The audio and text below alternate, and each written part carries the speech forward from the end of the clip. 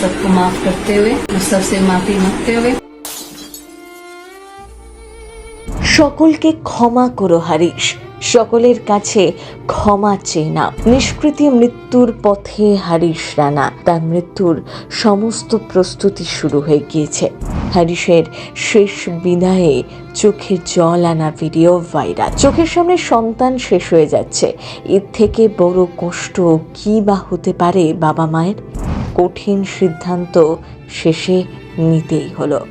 দীর্ঘ 13 বছর যন্ত্রণা ভোগ করার পর অবশেষে চির ঘুমের দেশে যাচ্ছেন হারিস রানা। তার নিষ্কৃতি মৃত্যু রাজ্যে মঞ্জুর হওয়ার পরই শুরু হয়েছে শেষ মুহূর্তের প্রস্তুতি। জীবনকে চিরতরে বিদায় জানানোর আগে হারিসের শেষ বিদায়ে চোখে জল আনা এক ভিডিও ভাইরাল সোশ্যাল মিডিয়ায়, যেখানে দেখা যাচ্ছে এক মহিলা হারিসের মাথায় হাত বুলিয়ে বলছেন, সকলকে ক্ষমা করো হারিস। হারিসকে চিরবিদায় জানাতে ইতিমধ্যেই নিয়ে আসা হয়েছে গাজিয়াবাদের এইমস হাসপাতালে। হারিসের আইনজীবী বলেন, নিষ্কৃতি মৃত্যুর জন্য ইতিমধ্যেই তাকে হাসপাতালে ভর্তিও করা হয়েছে। এই প্রক্রিয়া সম্পূর্ণ করতে 5 থেকে 6 জন চিকিৎসককে নিয়ে গঠিত হয়েছে বিশেষ দল। চিকিৎসকদের তরফে জানানো হয়েছে, হারিসের মৃত্যুর প্রক্রিয়া গোপনেই সম্পূর্ণ করা হবে। এই প্রক্রিয়া প্রকাশ করার কোনো আবশ্যিকতাও নেই। হারিস রানা পাঞ্জাব বিশ্ববিদ্যালয়ের ছাত্র। 2013 সালে বিশ্ববিদ্যালয়েরই 5 তলা থেকে পড়ে গিয়ে মাথায় গুরুতর চোট পান। এরপর থেকেই তিনি কোমাতে রয়েছেন। চিকিৎসকদের সমস্ত রিপোর্ট বিস্তারিত পরীক্ষা করার পর সম্প্রতি আদালত হারিসের লাইফ সাপোর্ট খুলে ফেলে তাকে নিষ্কৃতি মৃত্যু দেওয়ার অনুমতি দিয়েছে।